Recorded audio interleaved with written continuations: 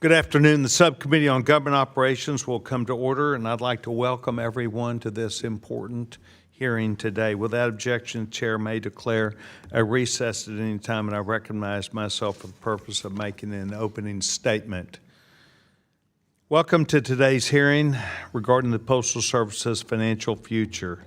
The Postal Service is charged with delivering mail to every address to the nation 6 days a week. This mandate is one that brings with it huge costs that no private company is required to deal with. It is on the post office. For each year, the Postal Service loses billions of dollars, and now 12 months, and now we know that in 12 months they will run out in cash. And so we have been engaging, both Mr. Nfume and I, and this subcommittee with the Postmaster General for quite some time, about the meaning of that and how we might address those issues. The last Postmaster, Louis DeJoy, launched his Delivering for America plan, which was designed to revive the Postal Service. And unfortunately, those expectations were not reached. Mr. Steiner now has taken that new role as our new Postmaster General. Congratulations and thank you for being here, Mr. Steiner. A role that is very focused on taking on full advantage of the last mile capacity to grow revenue. Raising revenue, cutting costs, and utilizing the capacities and capabilities of private industry, we believe will be the path forward. Understanding which aspects of Delivering for America plan will remain and which have been stopped is a key path to that as we move forward. Without proper transparency and oversight, Congress will be unable to see whether action and further action is necessary, and that is why we are also here today. And with the Postal Service's request for increase in borrowing authority from the Treasury, Congress needs to have confidence not only that they'll be able to pay it back, but that they're on the right road to financial security. For Congress to consider this request, the Postal Service must also prove that they have exhausted their options already. And this is a part of the regular interaction that takes place between this subcommittee, as well as our staff, and the Postmaster General and his staff as they work through the needs of understanding the ideas and where they meet with revenue objectives. Like so many actions that are available to the Postal Service, they need to look at them and understand what those ramifications mean. And while we have been in dialogue over those, some of those have taken place, and we look forward to today to hearing about those outcomes and answers. So I'm delighted to be here today. I think Mr. Nfume and I both wake up, as Mr. Steiner does, at 3 o'clock some mornings with this on our mind. But I would also say that many of our other members do that also as well, the huge industry that surrounds this. It is a very important competitive marketplace. It is a very important part of the American economy and the vibrancy of this country. But we also come at this as members of Congress from our opportunity to serve people back home who want and need the Postal Service to be viable, but to be cost-effective also. And so all of these things come to point today, another day, where we're able to have the Postmaster General, and I'm delighted that he is here. I would like to yield now the time to the gentleman, distinguished gentleman, my good friend, and a gentleman who I think he and I both share many of the same ideas, not only about America's bright future, but about our responsibility and oversight. Distinguished gentleman from Maryland is recognized. Well, thank you very much, Mr. Chairman, and thank you for those kind and gracious remarks. I'm glad that we are here together one more time and here to discuss what we consider, and many out there who are watching us consider to be a vital issue. I want to welcome also the Postmaster General, Mr. Steiner. Good to see you again. And Mr. Maroney, I hope that we can have a productive conversation today on how to put the Postal Service back on the right track for delivering for the American people. As we all know, for more than 250 years, our Postal Service has performed an indispensable service to this country and its citizens. Through its universal service obligation, the Postal Service knits together communities, it powers businesses, and bridges geographic and economic and cultural divides. Americans in every part of this country rely upon and really deserve prompt, reliable, and efficient mail services. I have unfortunately been alarmed over the last 15 months to see, in many respects, efforts to politicize the process as we know it. President Trump, unfortunately, has threatened to do everything from merging the Postal Service with the Department of Commerce to firing an entire board of governors. And former Postmaster General DeJoy left his position prematurely last year under pressure from the White House after he refused to grant DOJ officials access to Postal Service systems. So moving forward, I would urge you, Mr. Postmaster General, to continue defending against any threat that's brought up that would, in somehow or another, undercut the independence of the Postal Service. And many of my colleagues have also watched with a great concern in recent years as the financial condition has deteriorated and service standards in the eyes of some people have fallen. The last thing that we want is a privatized system. And I would hope that every time we meet those efforts by those who argue that privatization is the way to go, that we are steadfast and firm in resisting that. Putting the Postal Service back on a financial and secure footing is key, and since July of 2021, first-class mail costs have increased 41%, while delivery standards were lengthened from 2 to 5 days to now 2 to 3 days to now 3 to 5 days. So that means that Americans have to pay higher prices for a service that is not as good as it was. Last year, Postmaster General Steiner, you met with members of this subcommittee to share your plans for stabilizing the Postal Service's finances. We thank you for that. Since then, however, the Postal Service has continued, unfortunately, to lose money at an alarming rate, while performance has continued to suffer. In fiscal year 2025, the Postal Service suffered a net loss of $9 billion. That's been well reported. We're all familiar with that figure, with a further $1.3 billion loss in the first quarter of this year alone. The Postal Service is approaching a liquidity crisis. Indeed, without significant reforms, it will not have enough cash on hand to meet its required payments as early as 2027. And so for the good of all Americans who rely on the Postal Service for critical mail, medicine, ballots, et cetera, we cannot allow that to happen, and the Postal Service obviously needs to cut costs and increase revenue.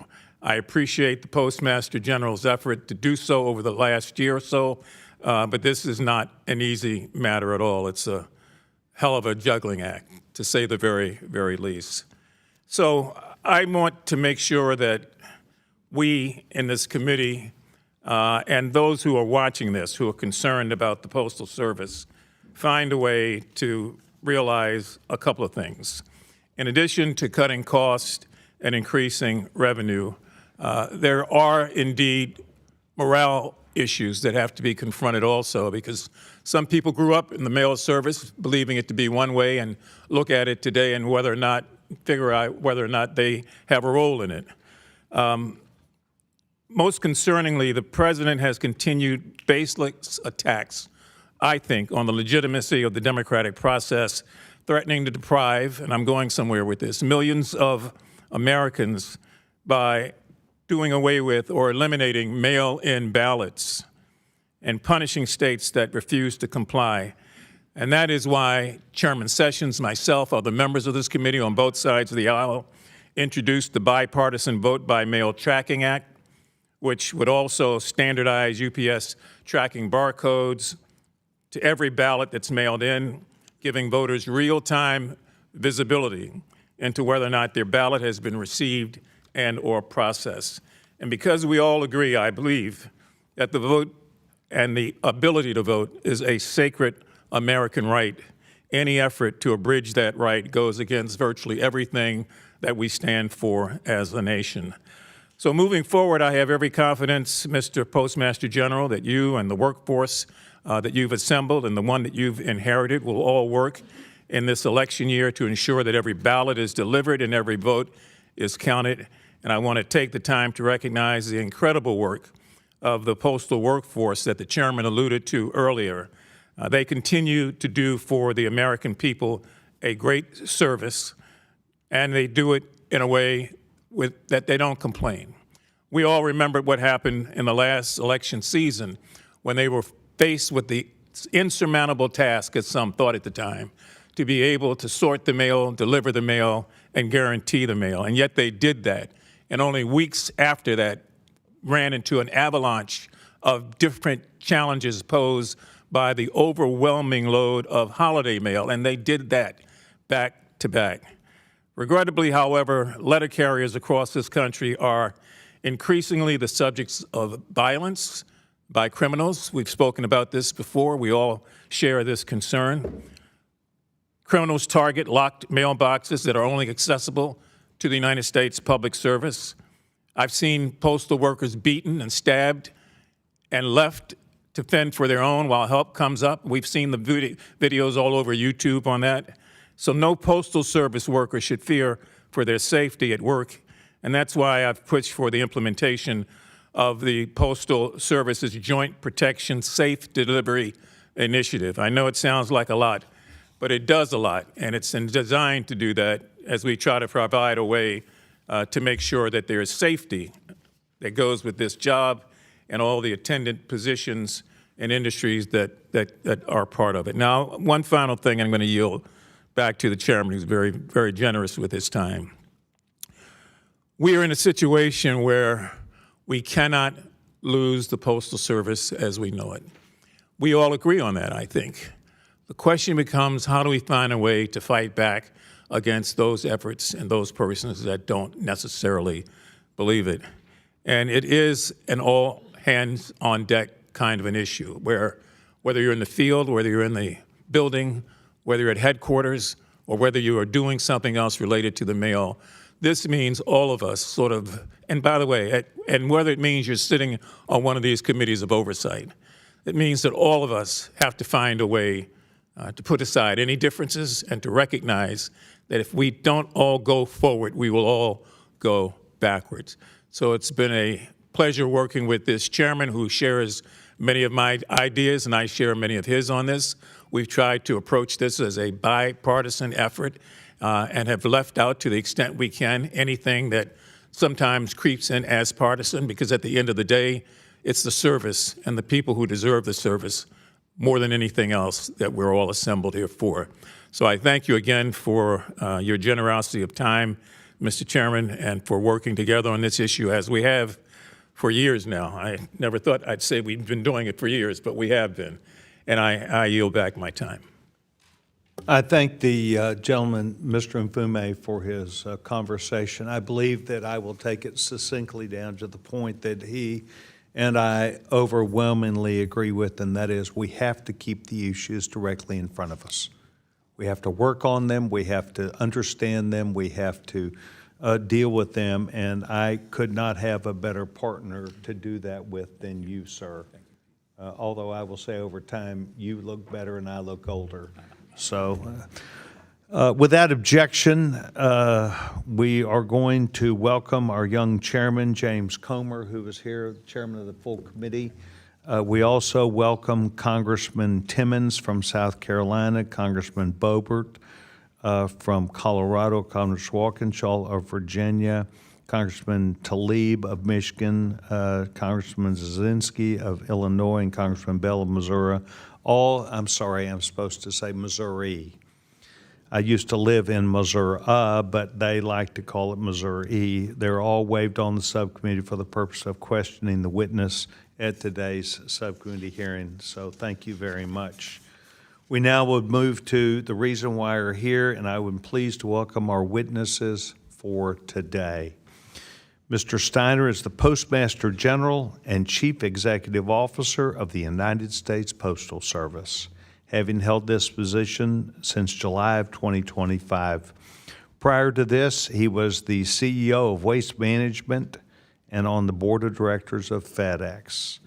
Our second witness today is Mr. Maroney. He is Director of Physical Infrastructure at the Government Accounting Office. The GAO is expert in many areas, and he will soon prove his worthiness today.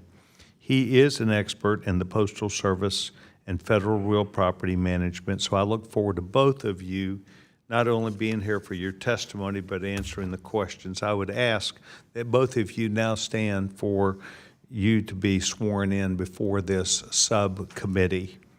Pursuant to Committee Rule 9G, the witnesses will please raise their hand, which they have done, and their right hand is raised, and I will ask the question, do you solemnly swear or affirm that the testimony that you're about to give is the truth, the whole truth, and nothing but the truth, so help you God? Let the record reflect that both witnesses have answered in the affirmative. Thank you very much, gentlemen. I would now like for you to know that we normally follow this 5-minute rule, but what I'm interested today, and I've informed the gentlewoman, the chairman of the Rules Committee, she will take the time that she needs. You have drawn a lot of people who will come today. Not everybody's here right now, but you have drawn this, and I'm interested in us members and you give it an opportunity to fully vet your answer and to be given that time, and if you exceed that, I'll let you know. So I now would recognize the gentleman, the Postmaster General of the United States Postal Service, the gentleman, Mr. Steiner, for his opening statement. Ranking Member Mfume, Chairman Comer, and members. I appreciate the opportunity to discuss how the Postal Service is at a critical juncture. At our current rate, we'll be out of cash in less than 12 months. So in about a year from now, the Postal Service would be unable to deliver the mail if we continue the status quo. So how did we get here, and how do we solve the problem? We got here because of the drastic reduction in the use of the mail. From historic peak volume of 213 billion pieces per year to today, at 109 billion pieces per year, we've lost over 104 billion pieces per year in our system. For perspective, if all of that lost volume was paid at the current price of a stamp, which is 78 cents, that's about $81 billion of lost revenue. No company could weather that much revenue loss. So it's not hard to see how we got here. I like to say that we got thrown overboard and into the water. But instead of tossing us a life jacket, we were thrown an anchor. So what does that anchor look like? And why is it weighing us down? First, we pay an unfair share of CSRS benefits, which costs us about $3 billion a year. Second, we can't borrow more than $15 billion. The $15 billion limit was established decades ago. If you applied inflation or based it on revenue, that limit should be $30 to $40 billion. Third, we can only invest our retirement in Treasury notes. If we were able to invest conservatively, we would have an additional $800 billion in retirement benefits. Fourth, we're mandated by law to deliver to every address, more than 170 million of them, 6 days a week. This leads to 71% of our delivery routes being financially underwater. If we're expected to deliver 6 days a week to every location, someone needs to pay for that. Fifth, we're not allowed to manage our own workers' compensation claims. That costs us anywhere from $400 million to $800 million per year. Next, we're regulated like a monopoly, but we no longer exist as one. In fact, we're regulated worse than a monopoly because even a monopoly is allowed to make money. Our regulator causes us to lose billions annually. Just recently, they passed an order that by their own estimate could lose us nearly $1 billion a year. Clearly, They're not following their mandate to make the Postal Service financially viable. And there are other parts to the anchor. Transporting cargo to remote parts of the U.S. costs us about $150 million. Keeping post offices open and not being allowed to consider losses as a reason to replace them with alternative means is another $840 million. And the list goes on. All those costly inequities amass to an incredibly burdensome anchor that plagues our trajectory. And we should have a discussion about all of them. But in order to survive beyond the next year, we need to increase our borrowing capacity so that we don't run out of cash. Despite all of this, we're proud of our universal service mission, and we do everything possible to work through the restrictions to deliver mail and packages that are so dependent upon by Americans. And we're also not standing by as we sink under the weight of the anchor. We're taking steps to fight our way back above water.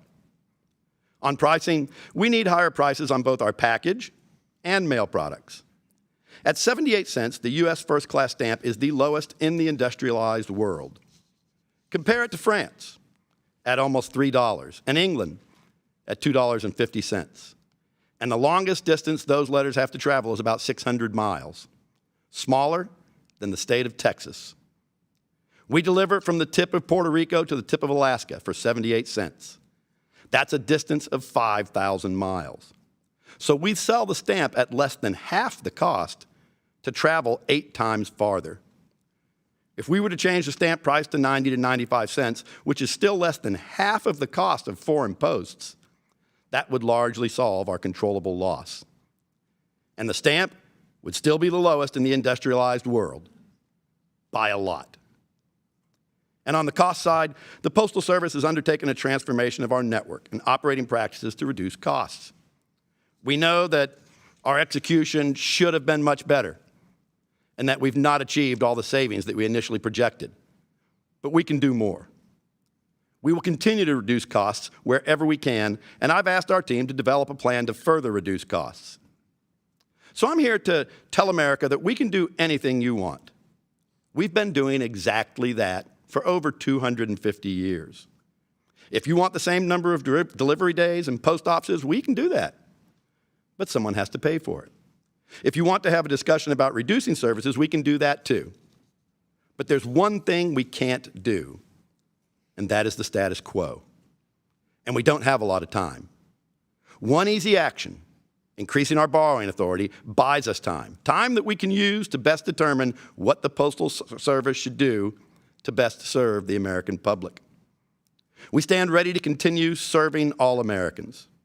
We just ask that you take away the anchors and let us operate like a truly independent agency, free from requirements that weigh us down, or that you compensate us for the cost of those anchors. If we can do either of those, I can promise unparalleled service for the next 250 years. Thank you, Mr. Chairman.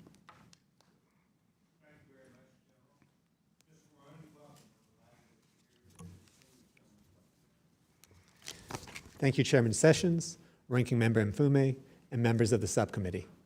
I'm pleased to be here today to discuss the future of the United States Postal Service. GAO has been making the case for more than 15 years that USPS's finances are a high-risk issue in need of substantial transformation. Rising costs and declining mail volumes have made USPS's existing business model unsustainable. As a result, it has accumulated billions of dollars in net losses as its debt and unfunded liabilities have continued to grow. We are now at a critical moment, with the Postmaster General stating that USPS could run out of cash as early as next year. Urgent action is needed to get ahead of any near-term cash crisis while also putting USPS on a sustainable long-term path. Without action, there could be substantial consequences for American households and businesses that rely on USPS's services. In short, it's time for Congress to fix USPS's outdated business model. This will require making difficult choices with significant trade-offs. There are no easy solutions. However, it is better to make those choices now rather than wait until crisis hits. To be clear, USPS and Congress have taken significant actions in the past 5 years. USPS has implemented a wide-ranging 10-year plan with the aim of fixing its finances, and Congress has passed major postal legislation to provide financial relief. However, those actions have not been enough. While USPS has been able to increase its revenue and cut some costs, its overall expenses have grown at a faster rate, while its service performance has declined. This pattern is not sustainable. There is a fundamental tension between the level of services that Congress expects USPS to provide and the revenue that USPS can reasonably be expected to generate. Something has to change. For its part, USPS needs to take additional actions within its own authority to try and improve its financial situation. This includes considering changes to its current 10-year plan and identifying ways to increase its revenues while tackling cost growth. As it does so, USPS should develop long-term financial projections that will help communicate its outlook and progress to Congress and identify actions to help put it on a financially viable path. That said, it is highly unlikely that USPS will be able to fix its poor financial condition on its own. Congress will need to act. Indeed, Congress may need to provide some short-time financial relief to help USPS avoid running out of cash. At the same time, it's essential that Congress also address the long-term issues with USPS's business model. If those underlying issues aren't addressed now, USPS will likely continue to struggle financially, and its service performance may decline further. Indeed, within 5 years, USPS will be responsible for an additional $6 billion a year in retiree health care costs, on top of other expenses that are likely to continue to grow. To fix USPS's business model for the long term, Congress will need to decide on the level of postal service the nation requires and determine a balanced approach to funding those services. In conclusion, USPS has been struggling financially for years and is now approaching a crisis point. It is imperative that USPS and Congress act with urgency to both address the near-term cash crisis as well as fix USPS's business model for the long term. There are difficult choices ahead, but those choices need to be made now to put USPS on a sustainable financial path. A financially viable USPS will best be able to provide high-quality service to the American people.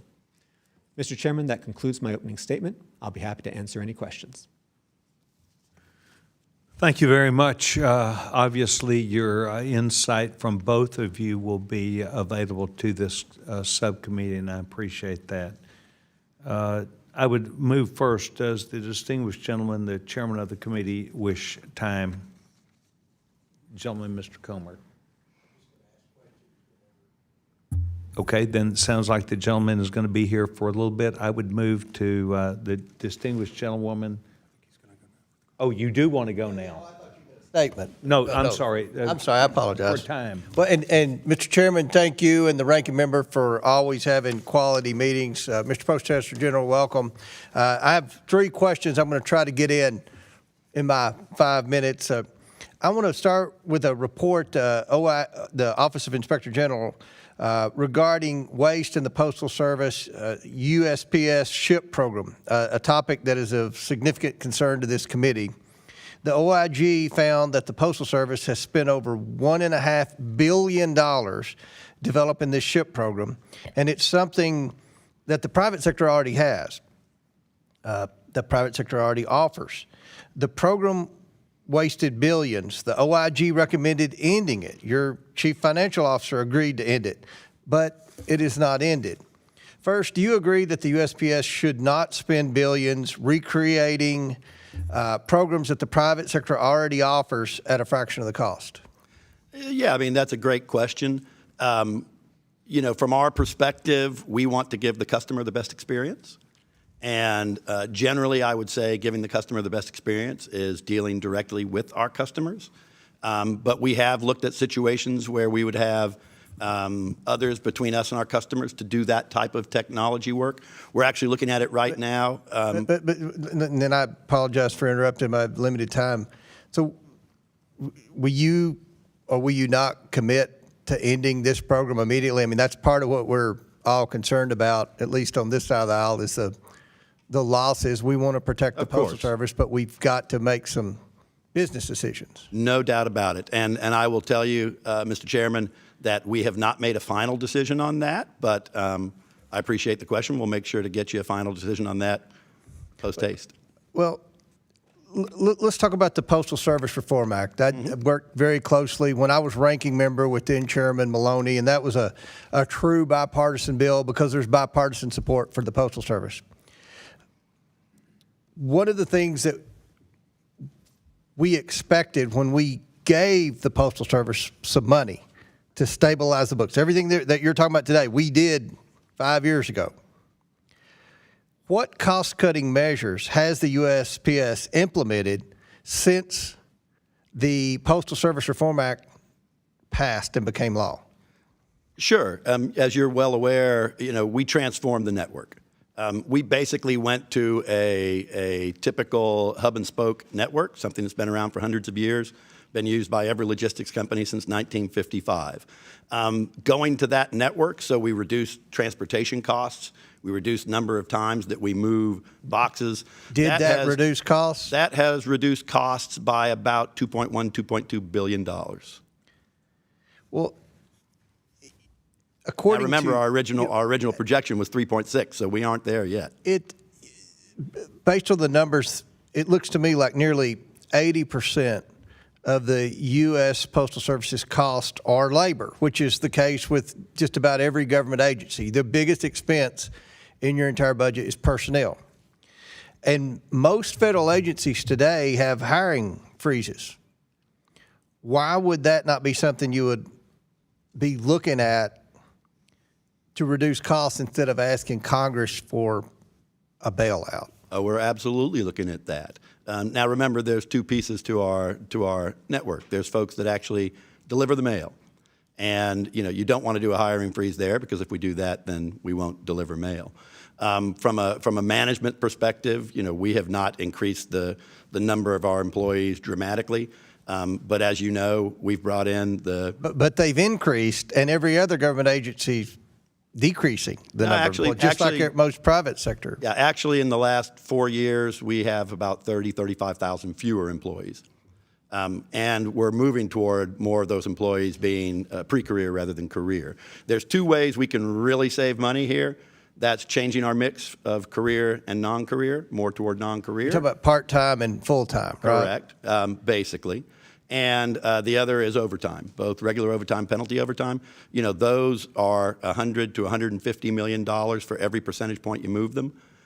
So that's where we're focused there. But you're absolutely right. We have to look at everything. We can't look at just one piece. And look, we support the postal workers. My grandmother delivered the mail. She spent 27 years as a mail carrier in Red Bowling Springs, Tennessee.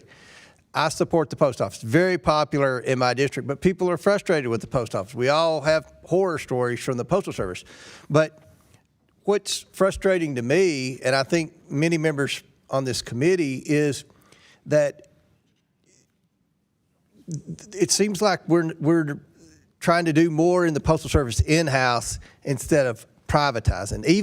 Even before the Postal Reform Act passed a few years ago, you privatized a lot of the logistics and things like that it appears now the Postal Service is trying to do itself. And it's hard for me to believe, as much trouble as the Postal Service has at delivering the mail on time efficiently, that anyone would believe the Postal Service run by the government can operate cheaper than private companies that have been contracted with the Postal Service for years.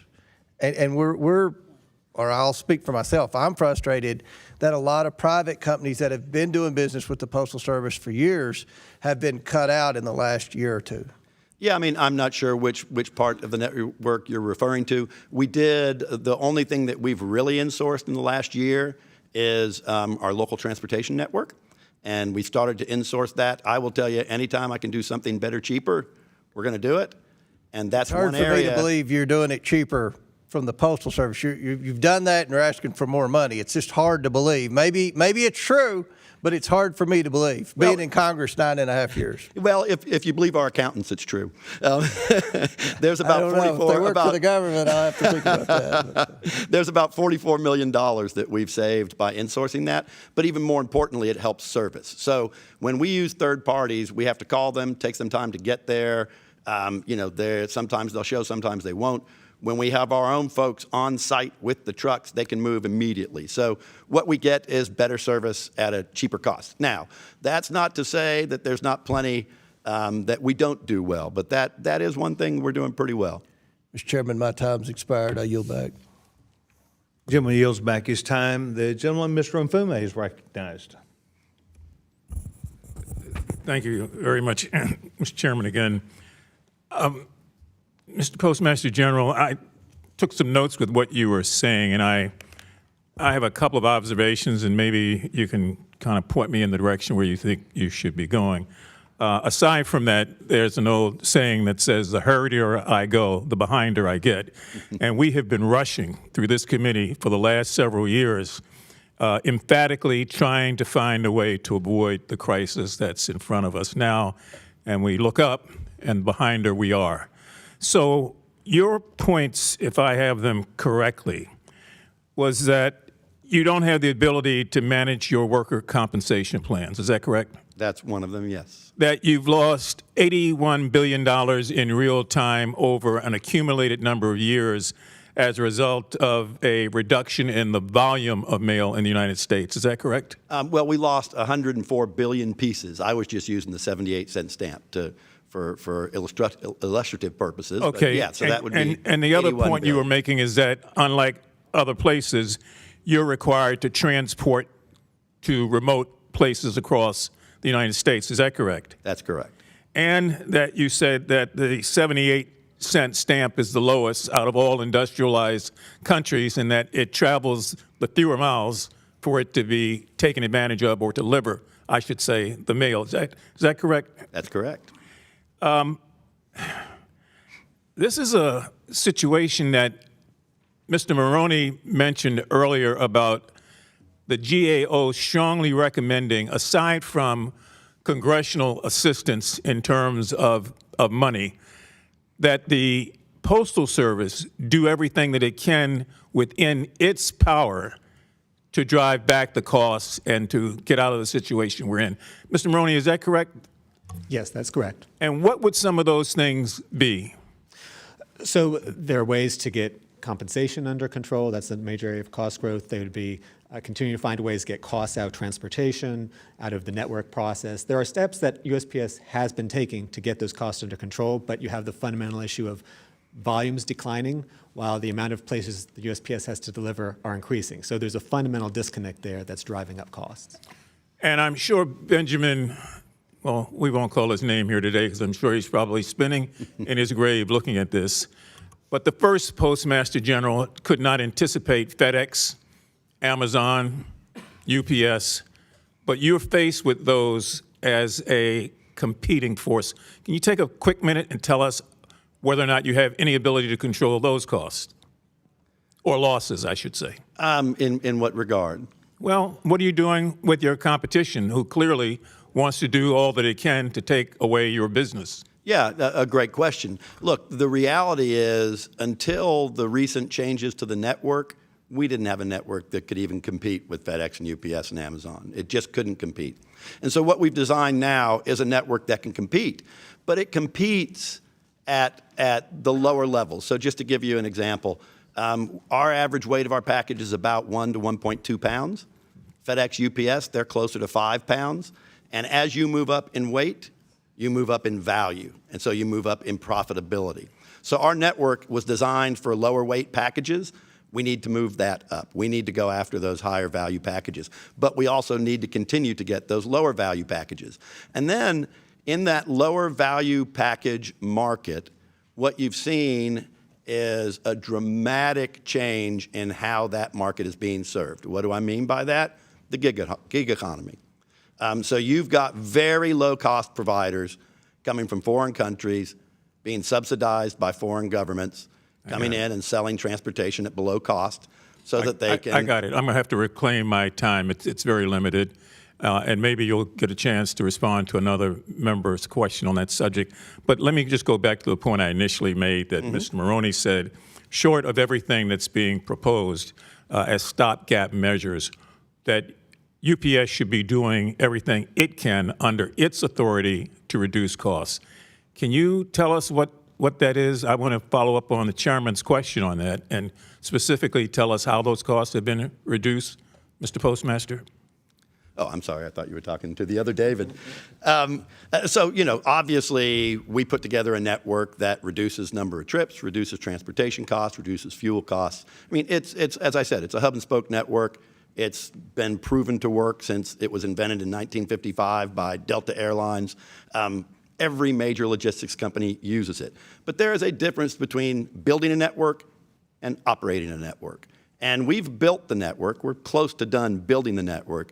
We have yet to fully really learn how to operate the network, and that's where the savings start to come, is when you learn how to operate the network. What you've seen is that the pace of savings has increased, and the pace of service has gotten better. Thank you, sir. My time has expired, though. Thank you, Mr. Chairman. Gentleman yields back his time. Distinguished gentlewoman, Chairman of the Rules Committee, Ms. Fox is recognized.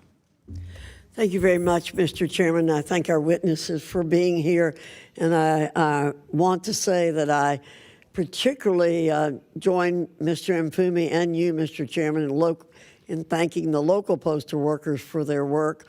I'm a lifelong letter writer and always use the post office, but I am very concerned with the caliber of service that we are getting and with the fact that the post office continues to come to us for more money.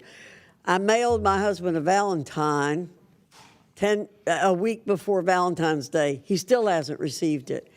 People in my office know people who've sent out wedding invitations, mailed in plenty of time. People haven't received them a month later. This is unacceptable, Mr. Postmaster General.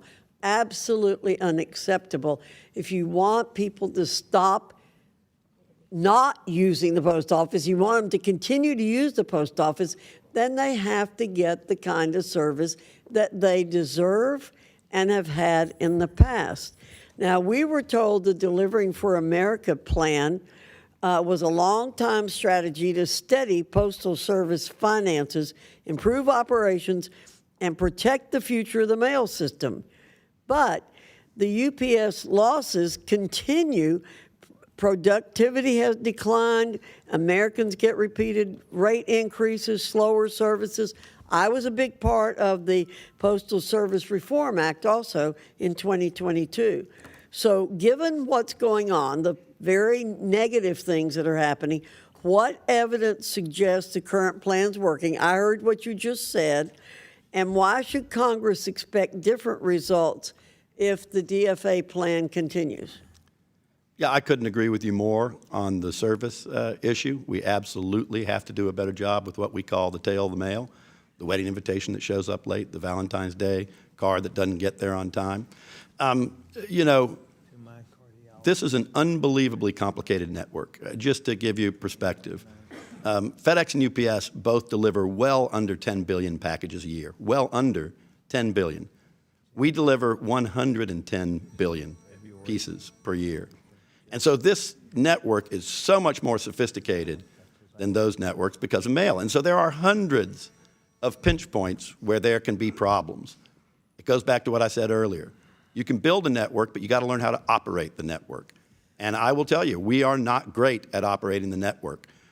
We've put Doug Tolino in charge of that, making sure that all three of our pieces that do delivery are joined together and working together. And you started to see progress. You started to see some very good progress in service. So, I'm not going to sit here and tell you that we're there yet.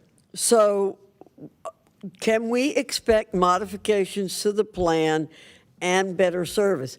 Mr. Maroney said that you have controllable costs, but you didn't give us any specifics. We know that if you could reduce controllable costs by roughly 2% per year, you'd put the Postal Service on a path to break even. Given that possibility, what specific steps is USPS taking to reduce controllable costs?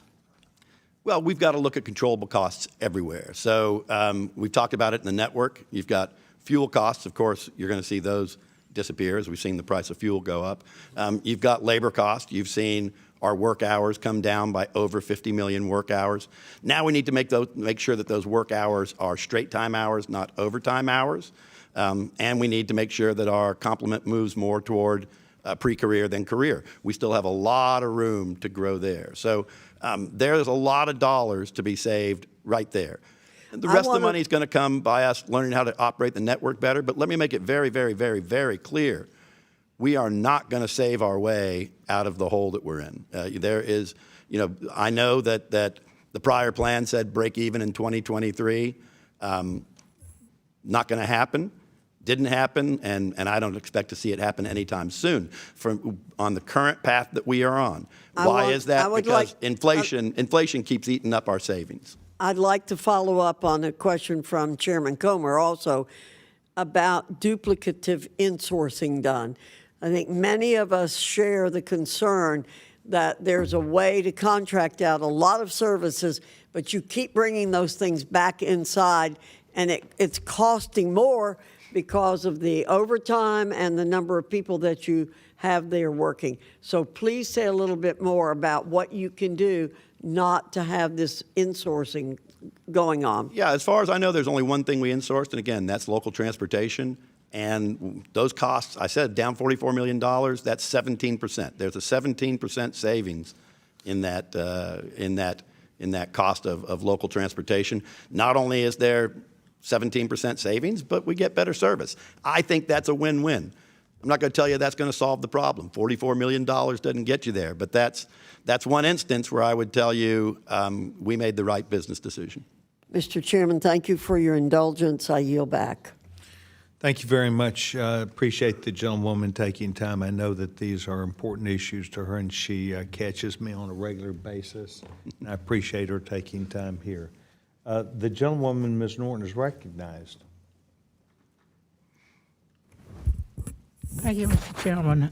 I want to begin by thanking Postal Service employees for their dedication and hard work. Postal General District of Columbia residents have brought to my attention that their local post offices are often closed during normal business hours. That is unacceptable. I request that you examine this matter and report back to me within 30 days on how you will fix it.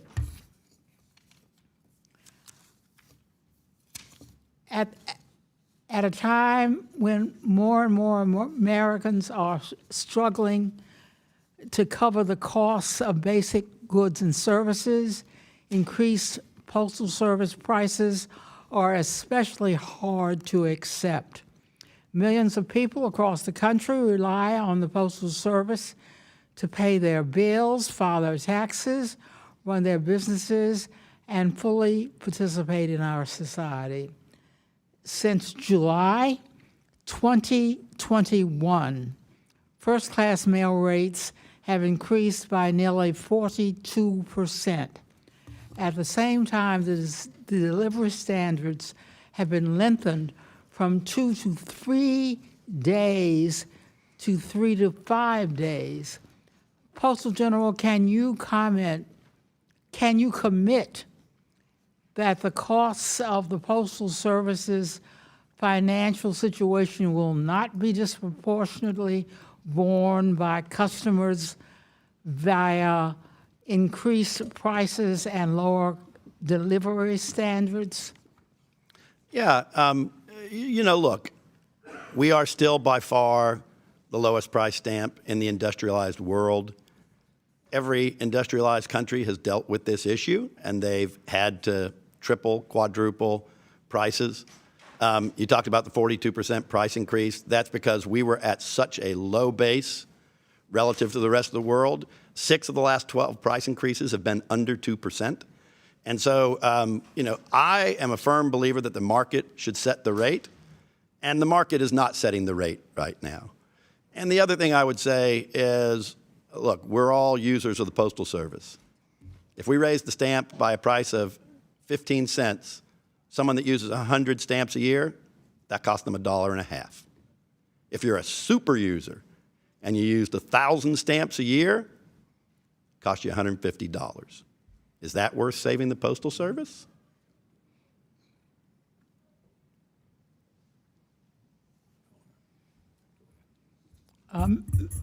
Mr. Maroney, what changes can be made to Postal Service operations to put the Postal Service back to a secure financial footing without continuing to see higher prices and lower service levels? So in terms of that model, I don't think it is possible that USPS on its own, without some sort of revenue increases and cost growth, can get to a sustainable path. I do think that congressional action is going to be needed based on our work to address either, first, what's the level of service that the American people need? Is it the same, less, more? And then figuring out how is that going to be funded? You could reduce services, and USPS could take actions, cut costs, increase revenues to try and meet that level of service, or you could reduce service levels or something in between. But I don't think, based on where things are right now, USPS on its own it can take actions to reduce costs, it can take actions to increase revenue, but I don't think it can get there on its own. The Postal Service must not only be accessible and reliable, its services must be also affordable. The American people need an affordable postal service, and I yield back. Joellen yields back her time. I would also like to take just a second and thank you for your service. This is not a point that we will be at, as we will be later in the year, but I want to thank you, both Mr. Mfume. I appreciate your not only insistence to come to every one of our subcommittee hearings, but to genuinely participate in that, and I appreciate you very much, and I want to thank you. The distinguished gentleman, Mr. Palmer from Alabama, you're recognized, sir. Thank you, Mr. Chairman, and thank you, Mr. Postmaster General, Mr. Maroney, for being here. There's a report published by the Envelope Manufacturer Association. It's an economic study, and what they find is that your revenues have remained relatively stable at roughly $78 to $79 billion annually, but the controllable costs have continued to rise, increasing by billions of dollars over the past several years. And they make a point that if you could reduce controllable costs by just 2% annually, you would eliminate your operating losses and reach a break even by 2030. That's basically when this report was done, it would have been about 5 years. How do you respond to that?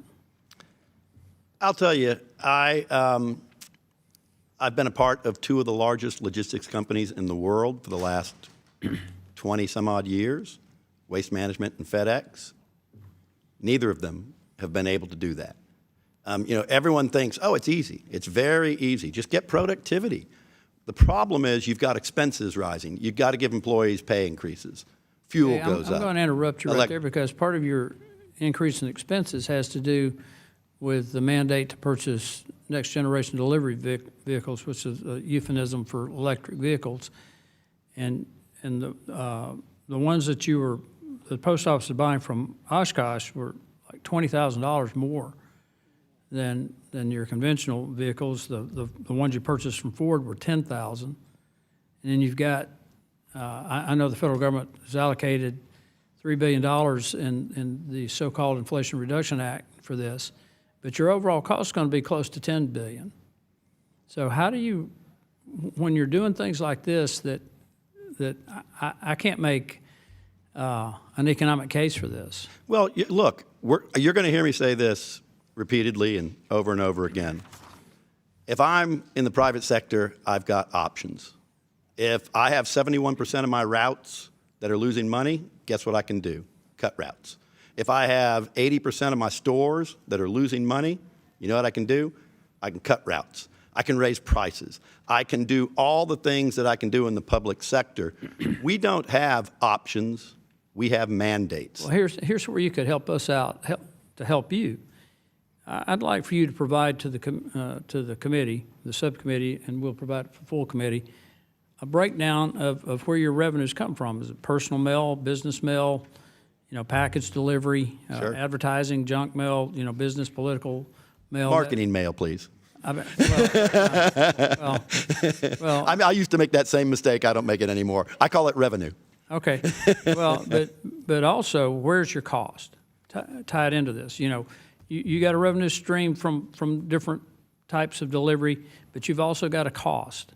So I think that'd be helpful, and I think the GAO might be able to help somewhat with that as well. But getting back to this, I know there's a lot of angst or anger about delivery. I mean, my wife ordered a necklace, and we live in Birmingham. It went to Birmingham, then it went to someplace in Florida, and then it went to Orlando, and then it came back.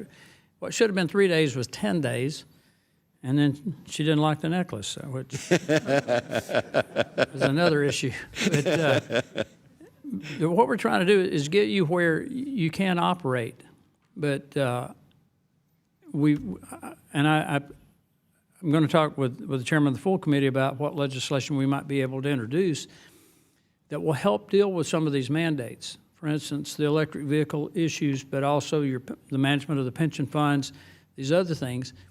Rather than come in and give us these things, give us some ideas on legislatively how we can fix this, because I'm not interested in beating up the post office. I'm interested in fixing it, and if it can't be fixed, then we need to, Mr. Chairman, we need to look at other options. Yes, would love to have that conversation. Mr. Chairman, I appreciate the opportunity to raise these questions. I yield back. I appreciate the chairman. I know we're all pressed on votes and a lot of things going on here, but in fact that when I consume my time, you will hear where we think we have been doing this and have committed ourselves to some other things, but the success of that rain dance has not been achieved because the Postmaster General has embarked on some things that he was hoping would alleviate some of these things or give him a longer-term answer, and that is still part of this discussion and part of why we're here today. Yes, sir. Mr. Chairman, I want to make it clear that I would like for the Postmaster General's office to provide that breakdown of the revenues so that we can juxtapose those against where the costs are. Yes, sir. And I would respond back to the distinguished gentleman and tell him we agree. Our working group is to get there. And last month we sat down with the Postmaster General and his financial team and did agree to do exactly that. And this was going to be the first breakout session since that time. And I appreciate the gentleman. We'll be glad to share those with you. Yes, sir. Thank you very much. Let's see. We now go to the Mr. Frost. Thank you so much, Mr. Chair. You're recognized. Thank you, Mr. Chair. Thank you, Mr. Maroney and Postmaster General for being here. And also, Postmaster General, thank you for taking the time to sit with us in that briefing a few months ago. A couple topics I want to ask about. The first one is something I'm a bit concerned about. So President Trump has announced his plans to require postal workers to question residents on their citizenship status as part of a summer pilot test for the 2030 census. An accurate census is the only way we can ensure fair and equal representation. It helps determine how congressional districts are drawn and make sure that federal funds reach communities. Postmaster General, how does the Postal Service plan to address the gap in expertise if postal workers are expected to perform the duties of census workers? Yeah, it's as you probably read, that's why we're doing 2 pilots. Very small pilots. I think the total cost is around $200,000, probably a little less than that.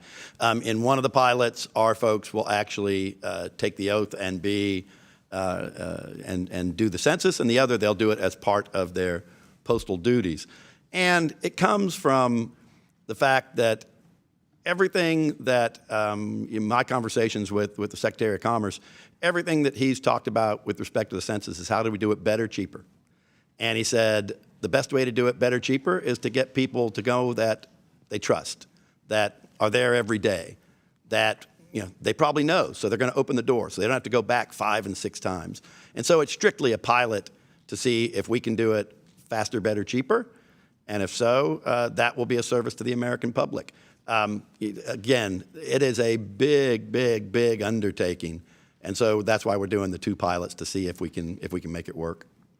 And how will you ensure service delivery is not impacted if postal workers have to balance their mail delivery duties with the administration of the census? Yeah, I mean, look, that's why we're doing the pilots. Actually, it would be good for the carriers because they can make a little bit of overtime. A lot of our carriers like to earn the overtime. But that's why we're doing it, so that we can figure out how do we best make it work for our employees and for the census. Again, a long way before we actually get it done. That's why we're doing the pilots. Hopefully we'll be able to do it faster, better, cheaper. Thank you. Also, the Postal Service is implementing a new transportation plan. This is the RTO, Regional Transportation Optimization Initiative, which may impact 72% of postal offices. The Postal Service Office of the Inspector General has projected that this plan may slow mail delivery. People rely on USPS to get mail quickly, medications, their ballots, bills, etc. Are you confident that you can ensure that the RTO initiative will not slow mail delivery? Absolutely certain, because actually RTO doesn't affect delivery. It only affects collection. So on delivery, there has been absolutely no change. The only change that RTO brings is on collection. Okay, and then, okay, gotcha. And then the last thing I want to talk about is the fact that the USPS is not a business opportunity. It provides essential services like helping rural Americans get their prescriptions. Private carriers charge extra to deliver to rural areas, even if they deliver there at all. You were kind of talking about this at the options that private corporations may have that we don't have, and it's a good thing we don't have those options, because no matter what, our postal workers are going to deliver the mail no matter where you live, and that's part of what separates this service that we all believe in from a business. Rural areas are already losing their hospitals and pharmacies, and it's more important than ever that rural Americans can get their medication from the USPS. Mr. Maroney, if the Postal Service was privatized, how would this impact people in my district or across the country? How could that impact their day-to-day experience with the USPS? So there's definitely trade-offs with privatization. It's possible they might be able to reduce costs and increase revenues faster, but that also means they might not serve certain routes that are unprofitable. They might close postal locations that are not profitable either to get to profitability. What are the kind of what type of Americans, what type of people could expect maybe a loss in service if it was privatized?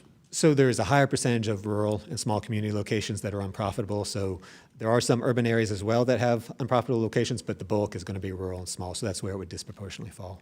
Okay. Thank you. I yield back. Thank you very much, Chairman. Yields back his time. We are now on votes. There are 4 votes that are being called. I have advised the gentleman, Mr. Gill, he will be first one when we come back. And there will be these 4 votes. They will take probably a good bit of time. We figured this one out before. Don't know if a rule's in the mix. But let's advise the members that we will come back 10 minutes after the last vote. I'd like to have members come back. This is a very important hearing. We have distinguished members who have taken their time to be here this afternoon. Mr. Gill, you will be the first one when we return. And I would say to the witnesses and the people here, thank you for taking time. I'm sorry this is the part of our business that we just have to go through. So the committee will now be in recess.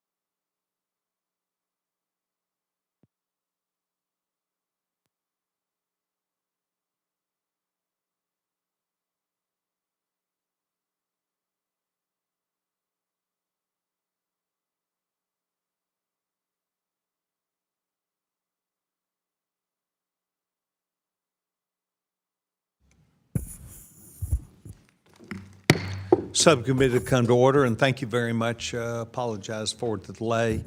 We now will go back with members' opportunities for their questions. The gentleman from Texas, Mr. Gill's recognized. Thank you, Mr. Chairman, for holding this hearing, and thank you to Postmaster General Steiner and to Mr. Maroney for taking the time to be here. We certainly really appreciate it. Mr. Steiner, I want to begin with a few questions for you.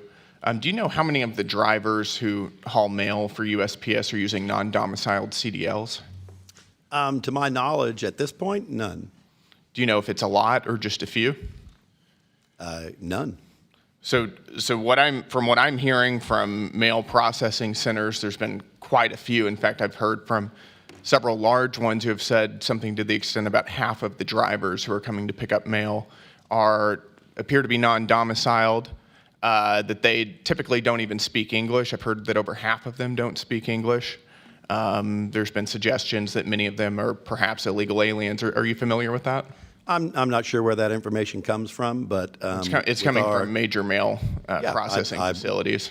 That probably wouldn't surprise me, but my guess is that Sorry, the it wouldn't folks- surprise you that there's a lot of drivers who are non-domiciled? No, it wouldn't surprise me that that's where the information's coming from, because if you look at the information from our United States Postal Inspection Service, which everybody that hauls for us has to go through a check with them, I think they've probably got better information. And what is that information? That every driver that drives for us, whether they're an employee or whether they're part of a third-party contractor, has to go through and make sure that they are a domiciled CDL holder. Is that being enforced? Because I've been told by multiple different parties that that rule is not, in fact, being enforced in any meaningful way. I've been told by our Postal Service that it is. Okay. Well, I've got this is from a whistleblower, postal whistleblower. Here are multiple non-domiciled licenses from 1 hour of check-ins at one USPS facility. This was from March of 2026 that's been recorded.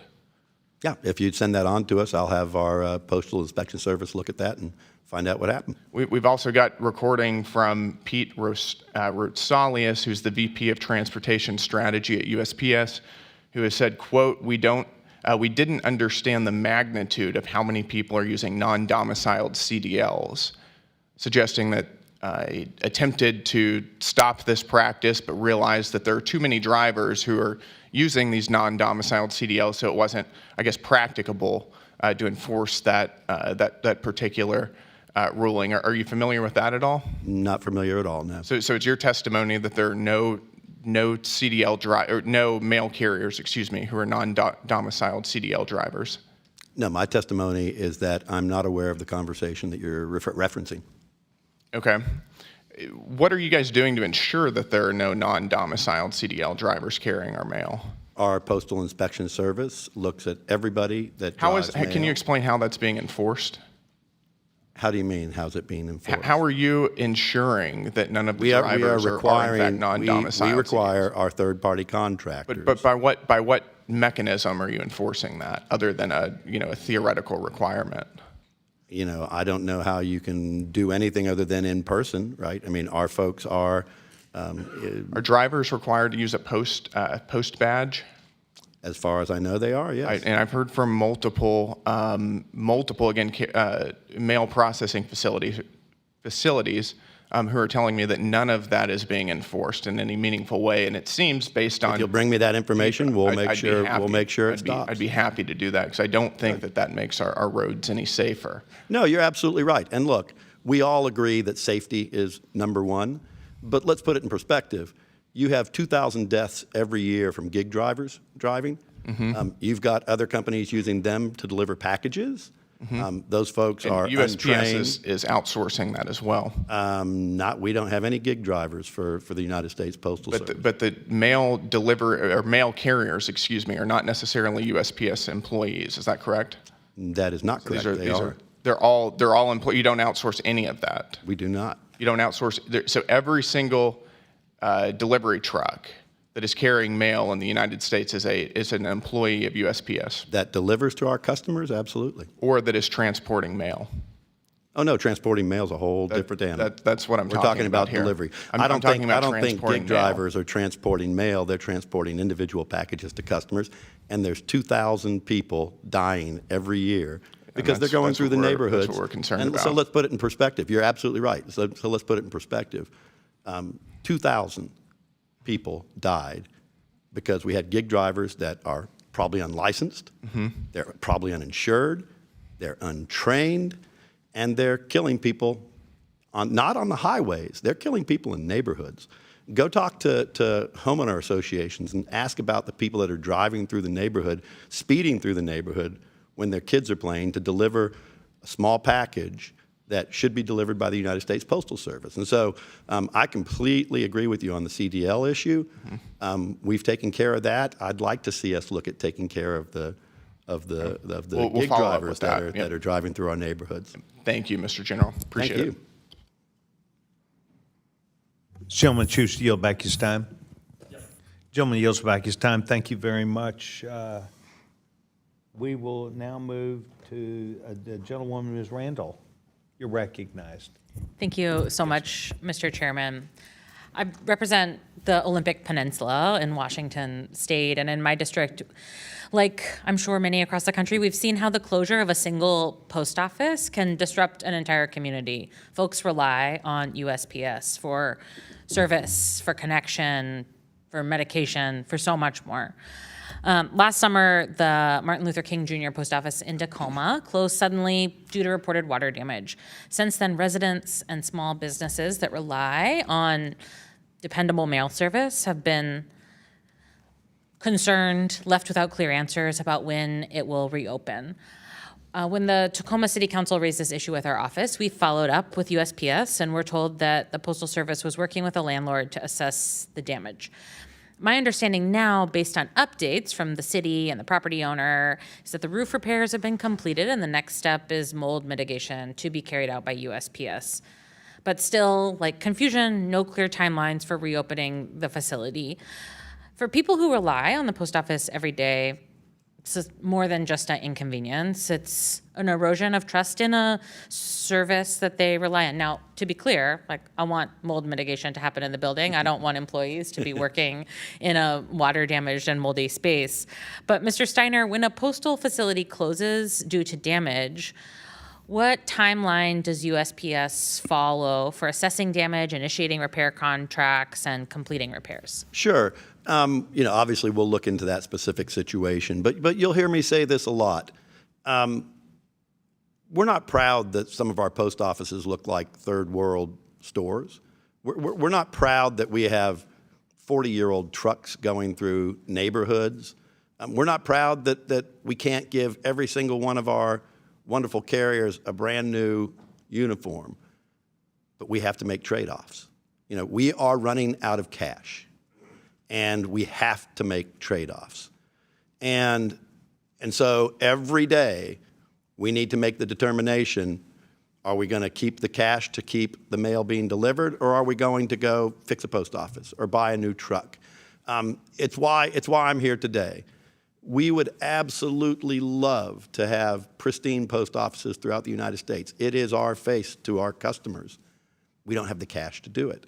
We would love to have brand new trucks driving through the neighborhood safely. We don't have the cash to do it. And so, we'll look into that specific instance, obviously, and we'll get you some timelines on it. But I think we do have to have that conversation of where are the trade-offs, right? Where can we make those trade-offs at a time when we'll be out of cash in less than 12 months? Absolutely. And I wonder, this might be one of the trade-offs that you're contemplating.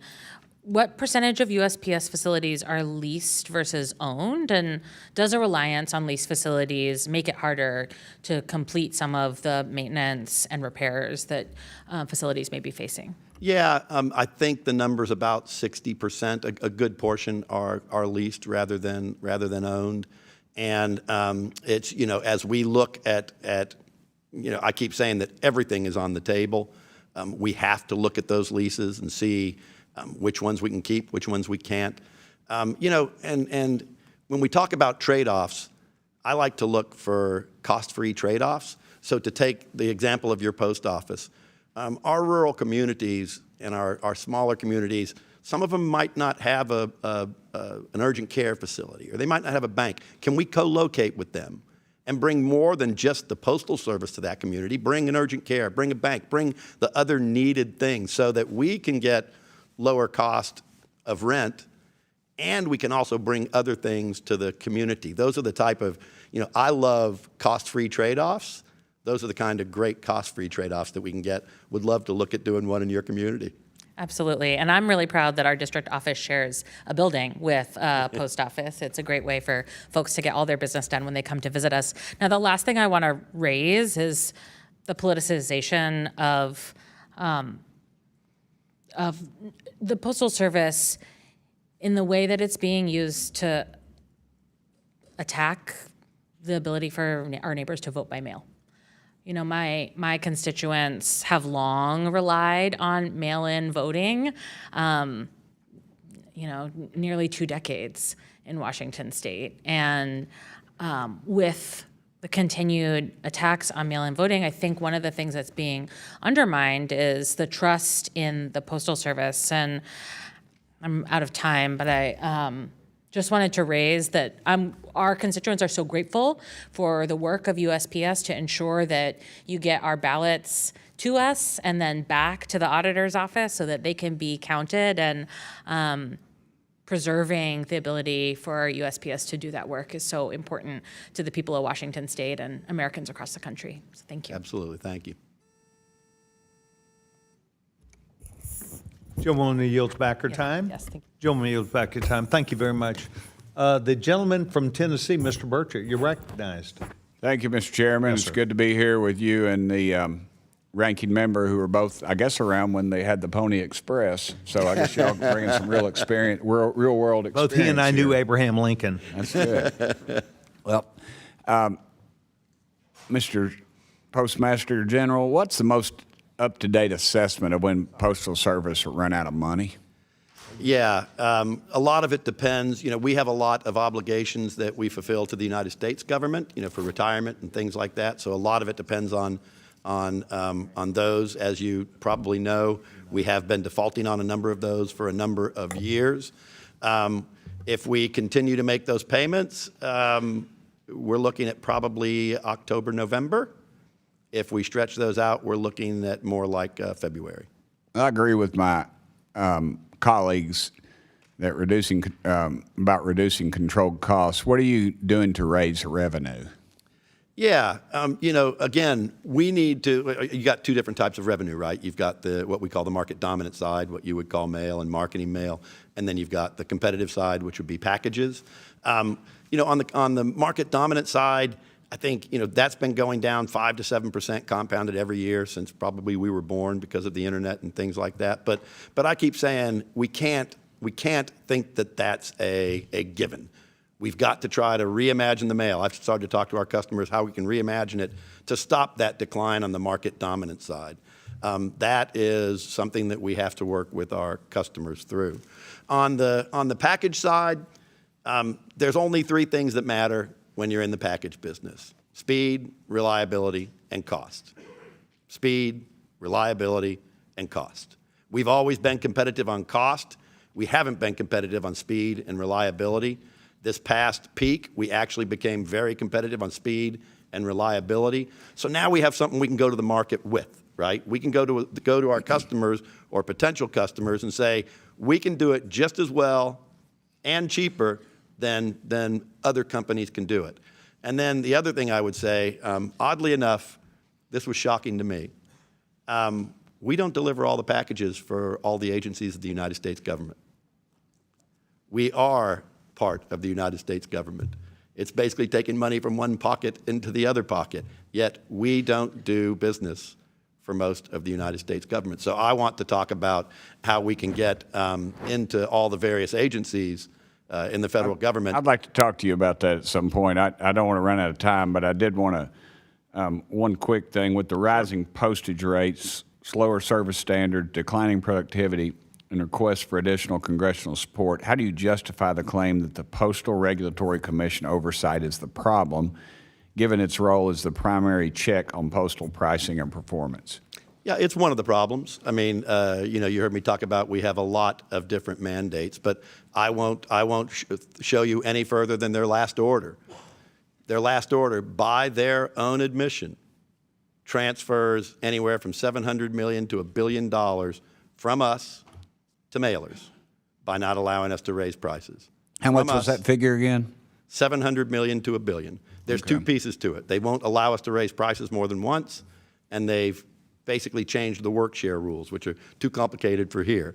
But it's basically taking money from us, by their own admission, taking money from us, transferring it to mailers. They say they do it to balance. You know what I asked them? If we're balancing things, answer me one question. Of all the companies that do business with us, how many of them are losing money? Okay. The answer, 0. They're all making money. We're the only one losing money. I'm not sure how I see that as a balance. All right. I appreciate that. Could you have somebody come by my office maybe and talk to me about it? I don't want you to talk to the staff. I want you to come talk to me. I will come talk to you personally. All right, well, that'd be fine. Love to do it. I appreciate that. Also, I just wanted to pay a compliment. There's folks out there, we moved out to you wouldn't know it, off Emory Road, but Maynardville Highway. Those folks out there, this little country type area, they're wonderful. They are just wonderful, and they take care of folks, and they holler at them, and they talk to them, and it's good. Holler at them, and that's a positive thing in the South. And I used to have a burgeoning eBay business, and we'd go to the one on Weisgarber, and some of the fondest memories I had with my daddy were he was an old World War II veteran.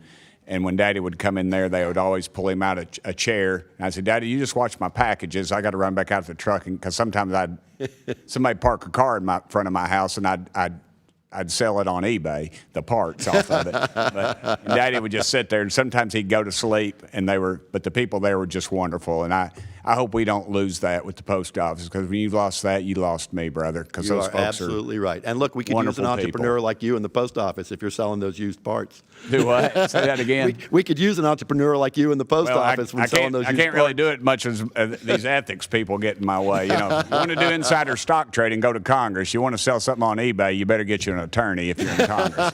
So thank you, brother. Thank you, Mr. Chairman, and thank you, Ranking Member, for always being a class act.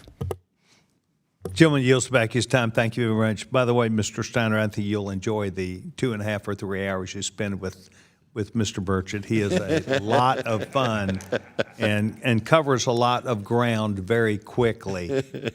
So I wholeheartedly encourage this endeavor between the two of you. Thank you very much. If you need help making that happen, Tim, let me know. We now move to Ms. Badinsky. Ms. Badinsky, you're recognized. Thank you very much. Oh, excuse me, I'm sorry. yeah. Ms. Talib, I'm sorry. I scratched thanks. through this. Wait till you turn 50. Excuse me, Ms. Talib, you are on the subcommittee and you are recognized. Thank you so much, Chairman. Thank you to the Postmaster for being here. I want to show you a picture. This is Nicholas John Acker. On November 8th, he was found dead at the USPS Detroit Network Distribution Center in Allen Park, Michigan. So you know he was a postal worker. His body was found. It was trapped actually in a mail handling machine, and he had been dead for about 6 to 8 hours before he was found. He checked into work at 11 a.m., and his body wasn't discovered until the following day at 12:30 p.m. His death is unspeakable tragedy for his family, including his fiancée. He had just recently got engaged, for his colleagues and fellow postal workers, and for the entire southeastern Michigan community. His death is heartbreaking, and it was preventable, Postmaster General. Nicholas had previously voiced concerns about the facility's operations and safety practices to his fiancée. What you should know is those concerns were raised about safety measures and procedures at the facility, and then how management there was pressuring staff to look for letters while the handling machine was still operating. Are you aware of that? I'm aware of the incident, yes. Are you aware that they're asking workers to look for letters while the machine is operating? We're still waiting on the final report from OSHA to understand what happened. Since the death, a number of Nicholas's coworkers at the distribution center, it's gotten worse. The toxic work environment, dangerous culture there has created USPS management at the facility has just just increasing, gotten worse, prioritizing speed over safety. It's, been over 4 months since Nicholas's death, and Representative Dingell and I had written a letter directly to you on 2 occasions, demanding answers to get to the bottom of what happened to him and what USPS leadership is doing to prevent this from ever happening again. You understand he served our country. He didn't die at war. He didn't die at camp. He literally died in his community working for the Postal Service. Now that you are here in person, perhaps you can give us some answers to it. Can you give me some inclination to tell his mom, by the way, both his parents, you don't understand how devastated they are. They didn't expect to get that call, again, of him just showing up to work. And again, even the circumstances around his death was pretty horrifying for his mother. Would you at least be willing to come to Allen Park, Michigan, come tour this place, come visit it, come down, talk to the coworkers, tell his coworkers that you're working on making it much more safe for them to work in that space? Will you at least acknowledge you'll be able to do that? Again, they deserve some acknowledgement from the Post General about what happened at their facility. Yeah, look, obviously a horrific incident that, my heart, the heart of the whole Postal family goes out to him and his families. But, to me, safety is the most important thing we do. One incident is one incident too many.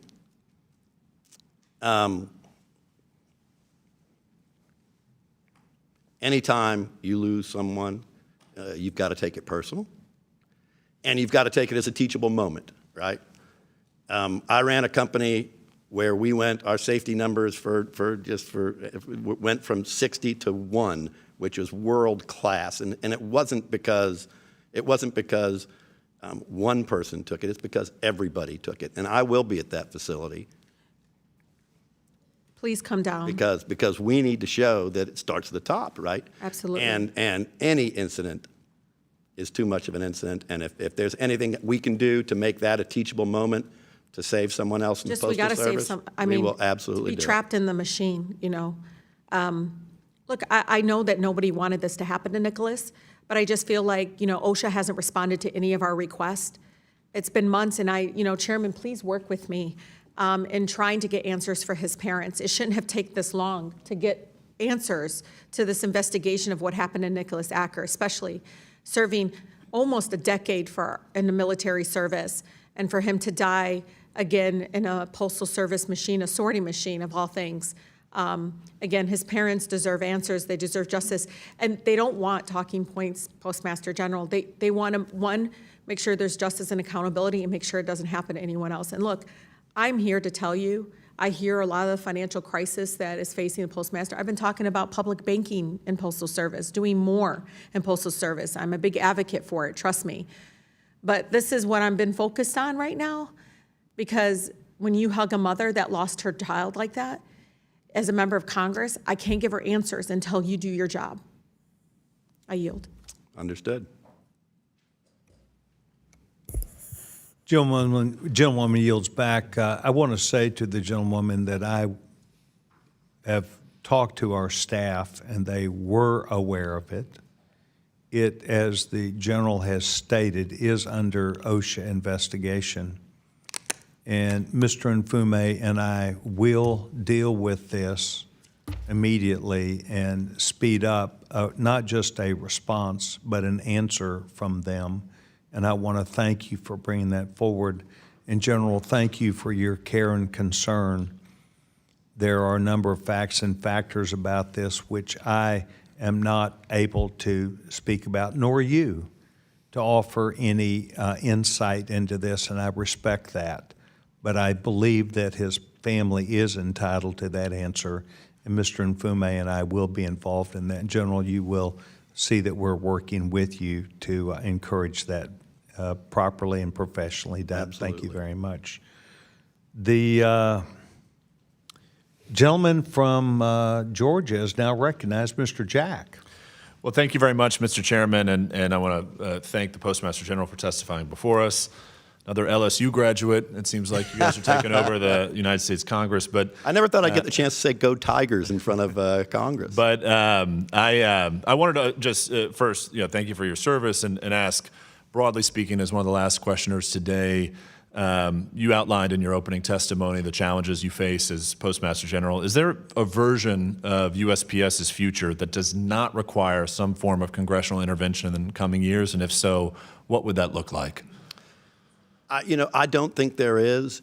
I've done tons of strategic plans across a number of businesses, and I've never had a strategic plan where they say, so many options are not available to you, right? You have losing routes, can't cut them. You have losing post offices, can't cut them. You have retirement benefits that only earn T-bill rates, you can't invest it in stocks. There's just so many strings. I tell people that this is like Gulliver's Travels. Gulliver was the giant in the land of the small, and one small person could not take him down, but they put so many strings on him that they were able to hold down the giant Gulliver.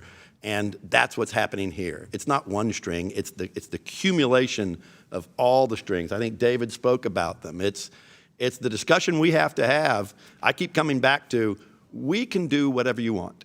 We can absolutely do whatever you want. You want 6 days a week, you want all the post offices open, we can do it. But someone's got to pay for it, right? When the Postal Service split in 1971, they actually put something in place that they called the Postal Service cost. And they said, we understand that it's going to cost a lot of money for you to serve rural communities, so we're going to pay you for that. And that number then was $460 million. If you translate that to today's dollars, that's anywhere from $13 to $20 billion. So Congress in 1971 understood that they're going to have to pay for taking care of all the rural places that lose money and the routes that lose money. They totally understood it. I would say that either we reduce the mandates that we have upon us on delivery days, all the different things that I've talked about in my remarks, or we acknowledge that there is a cost to back what they called then the public service cost. There is a cost to that Congress is going to fund. To me, it's 6 of one, half a dozen another. We can do it either way, but recognize that all the mandates that we have cost money, and that money precludes us. The business model precludes us from being profitable, and so either we have to get it through ratepayers paying it, or through an appropriation from Congress. We can do it either way, and glad to have those conversations. Well, thank you for that. I've got 2 local issues in my district I want to highlight. I know we've been working diligently with your team. I'm curious, and if it necessitates further commentary or correspondence after this hearing, I welcome that. But in Tyrone, Georgia, Fayette County, my home county, there was a post office that burned down in March 2023, well before your time. I want to congratulate you. And in recent months, you were able to reopen at least the post office box element of that facility, but retail is still not operable. Curious what y'all's protocols are if you have a natural disaster that affects the post office, and can we work together to try to reopen the retail as quickly as possible? Yeah, we'll certainly follow up with you on that. And lastly, Thomaston, Georgia, also my district, you mentioned rural.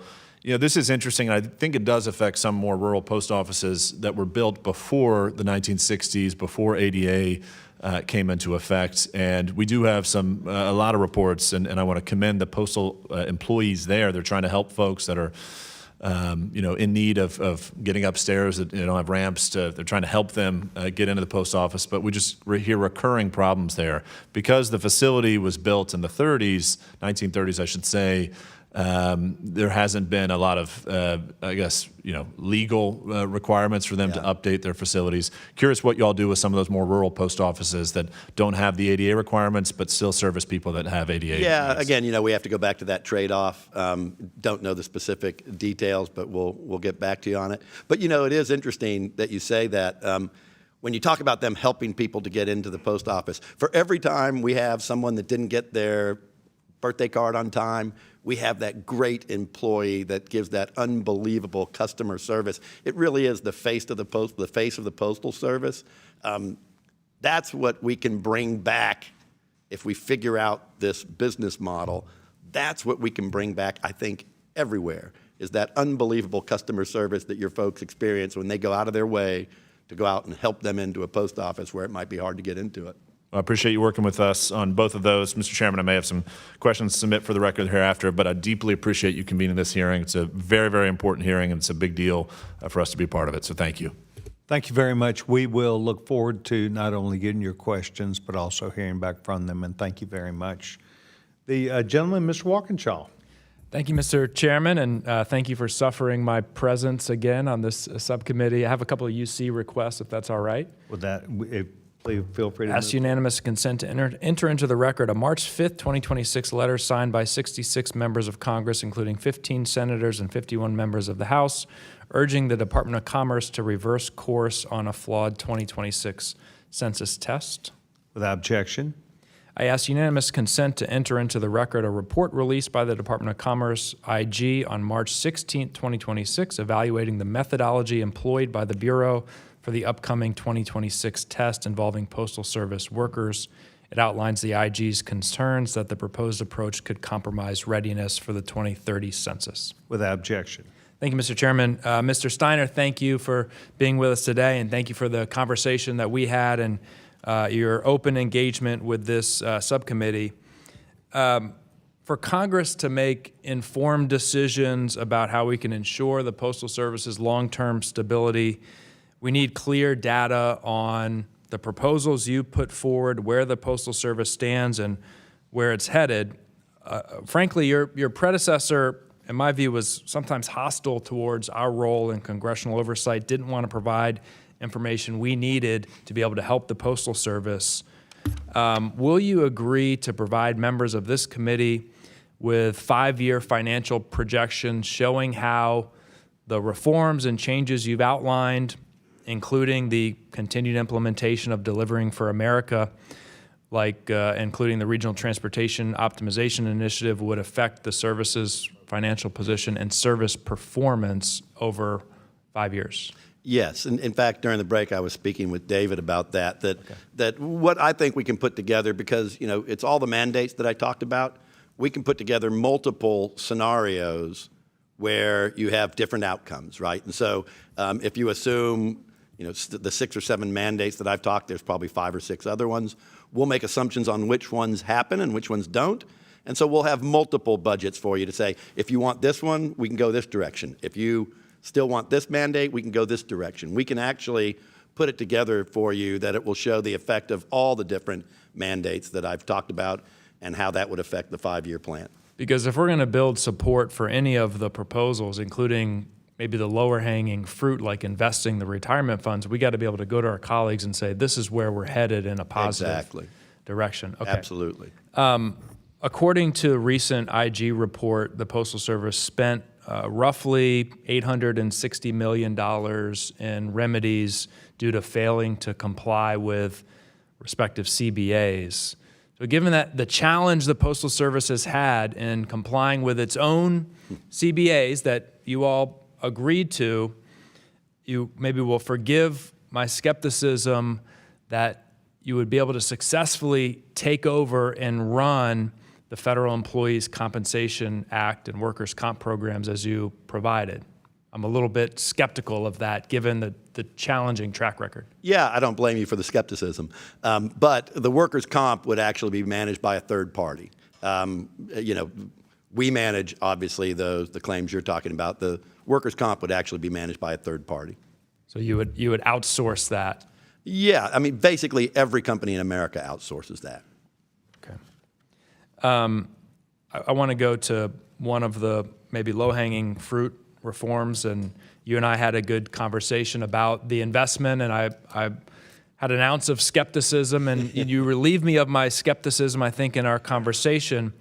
Can you talk through, though, because obviously it's not as simple as saying you can invest the funds, right? There would have to be a structure in place to guide that, so especially the workers and retirees have a voice in how their money's being invested. Right. What kind of structure do you envision to accomplish that? Yeah, I think you'd want to put a board of directors, if you will, in charge of that, really an investment committee I think I love the idea of having representatives of the employees be part of that. I think that's a great idea.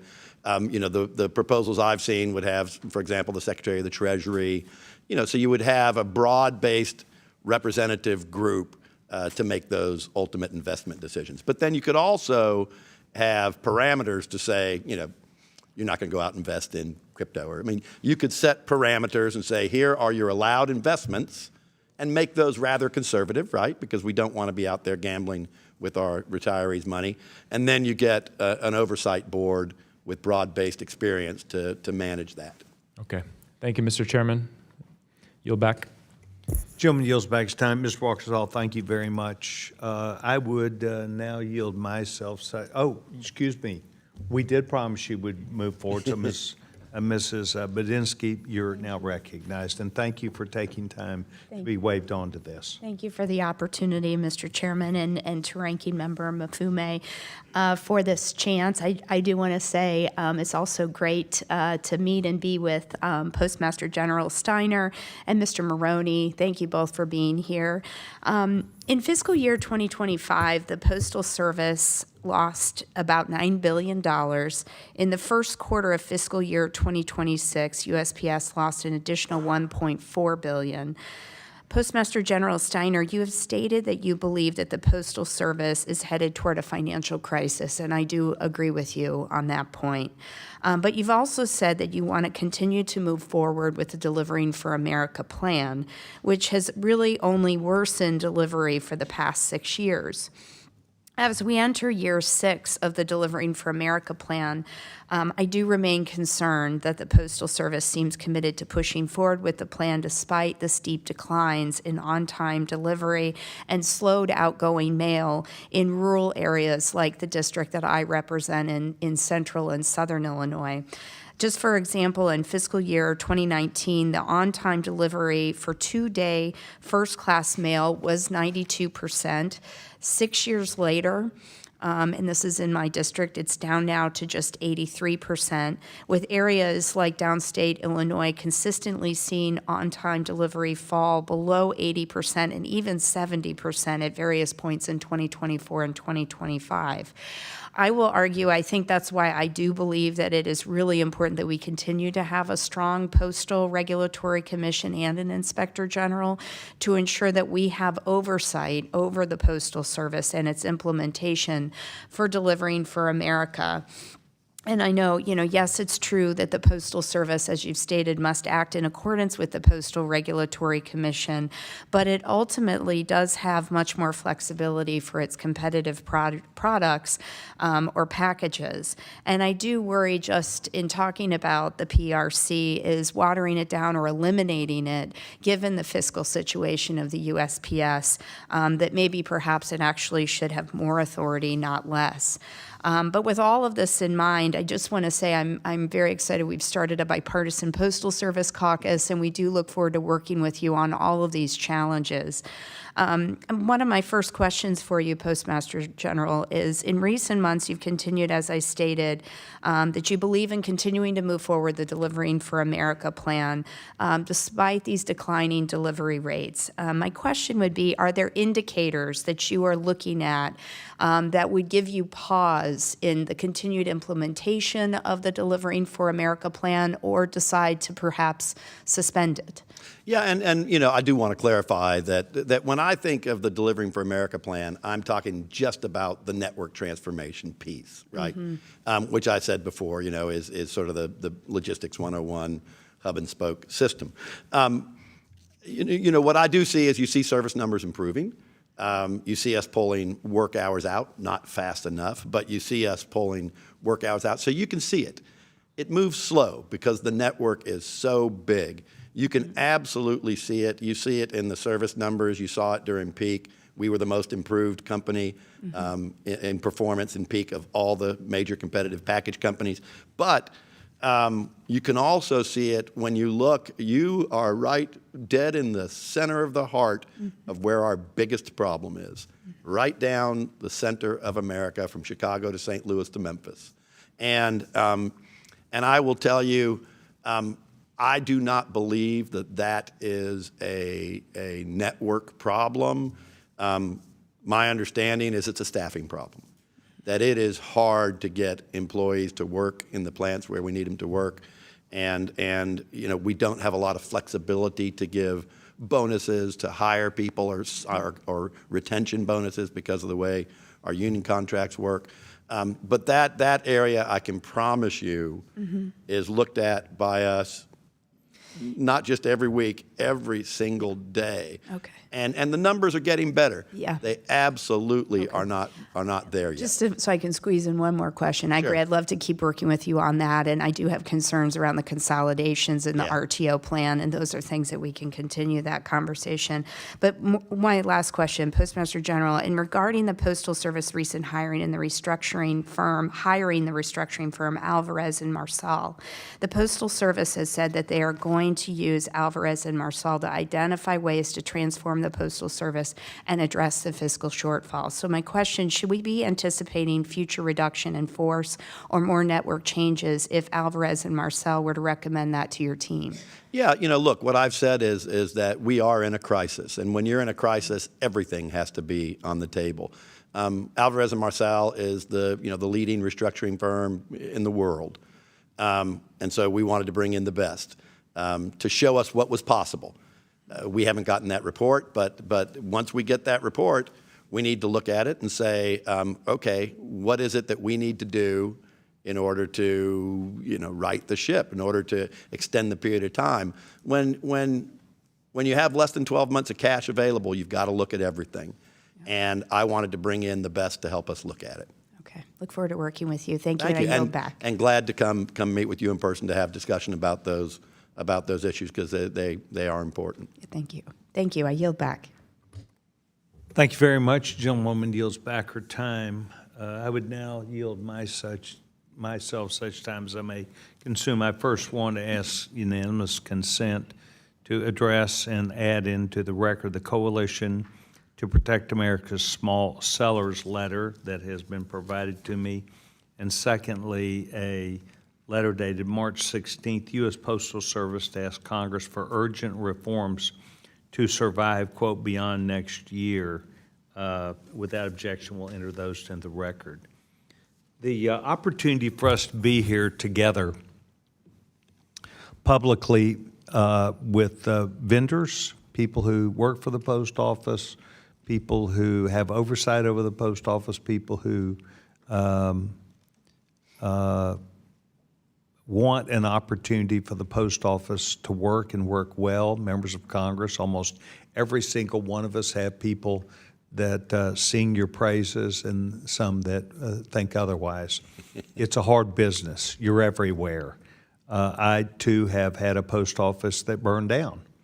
I knew well the neighborhood that felt like it took a little bit longer than it should have, but it was accomplished. There were accommodations made. Every single member of Congress somehow does hear something about the post office. Sometimes, and I learned this in my prior life, sometimes when things are going so great, you don't hear a lot.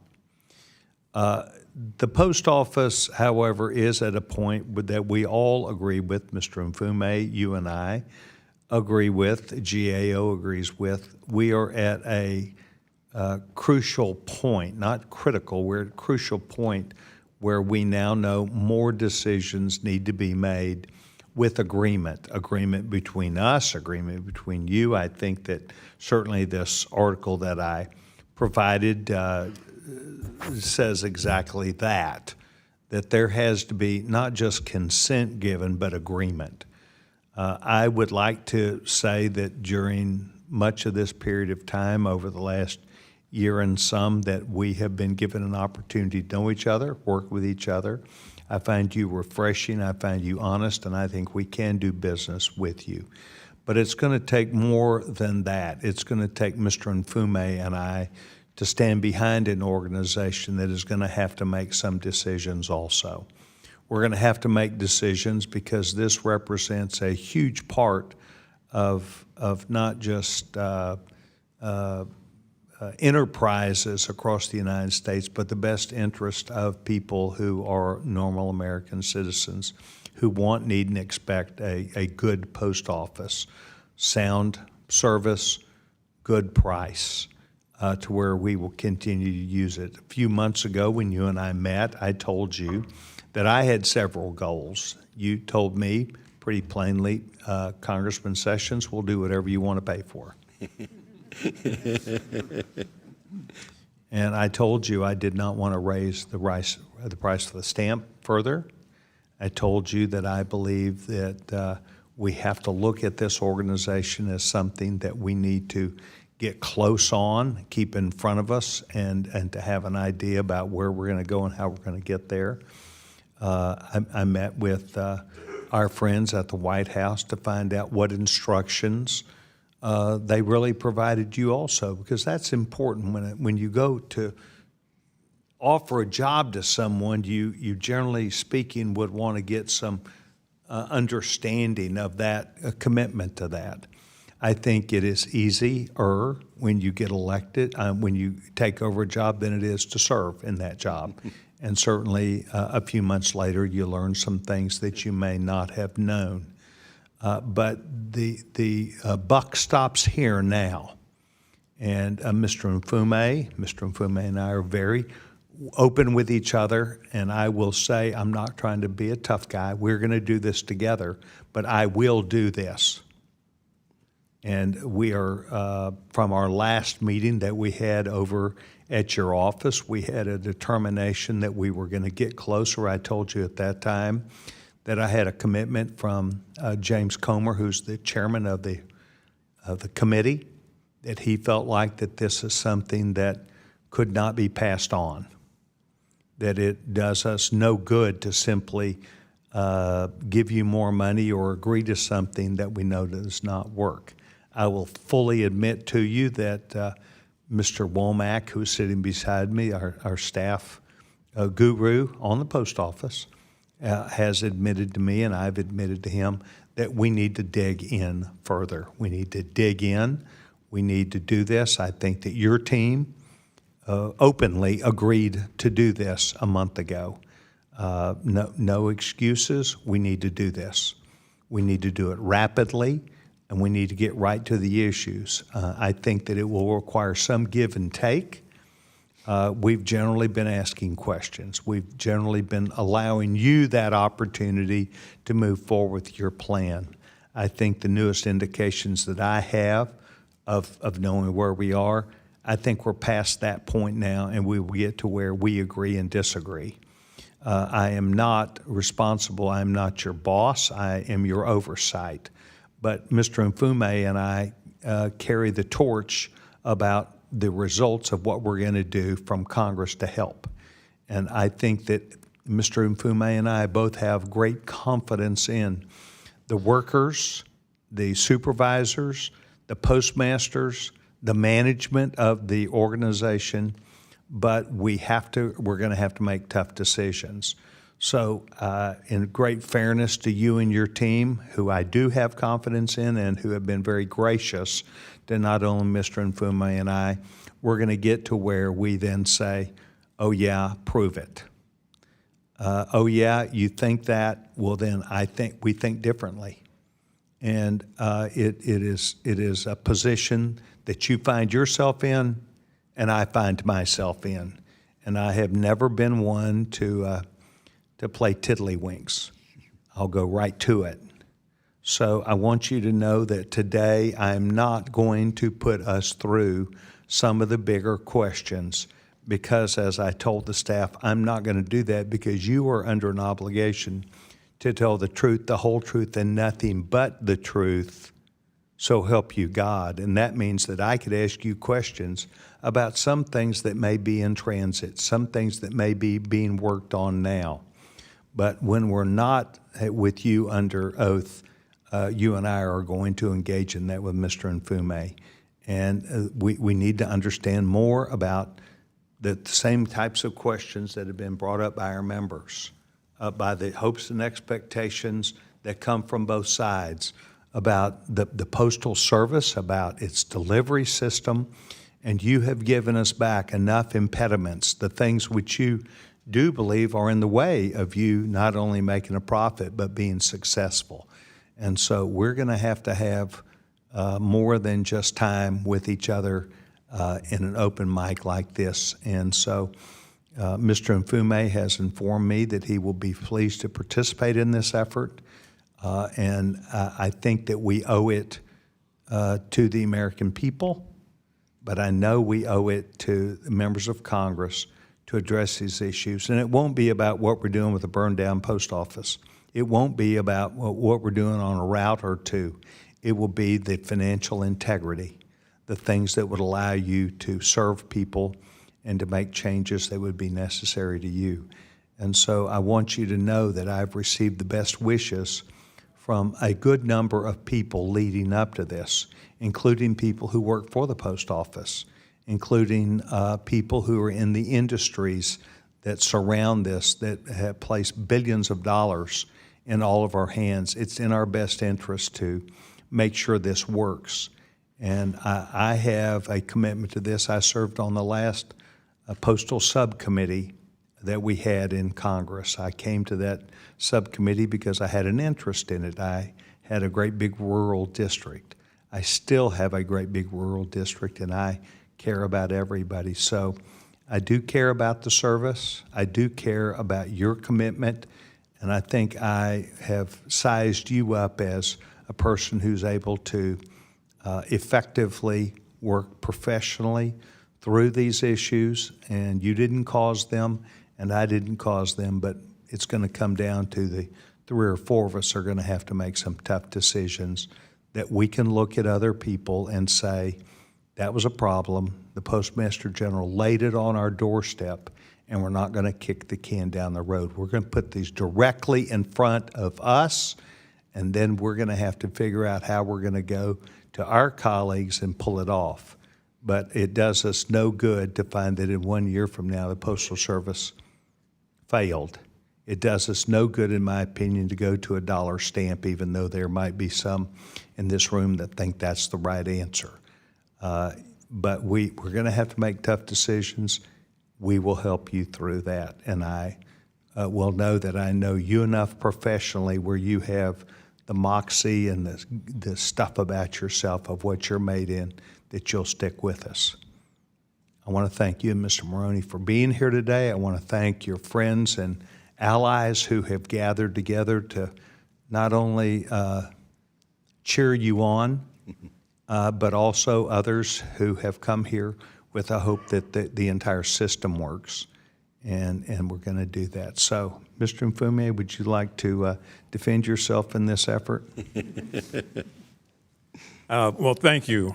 First of all, Mr. Chairman, we, as many of you know, we work well together because we put a goal in front of us and try to put politics to the side so that we're concerned about people and not politics.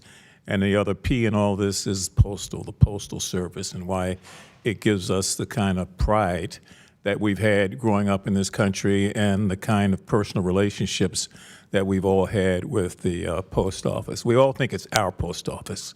And I think that's the way it was meant and intentioned, and that's the way it has been throughout the years. And so when you consider something as yours, you have an obligation, at least inherently, to want to always try to protect it.